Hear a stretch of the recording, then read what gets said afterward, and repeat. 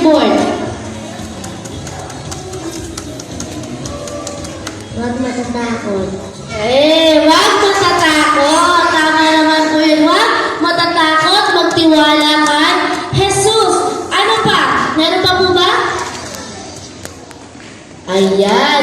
Wala naman na. Kasi totoo naman. Dapat hindi daw tayo matatakot. Dahil kasama natin si Jesus. Okay. Ano po ang ating memory verse ng day 3? Day 3. Sige si Bea.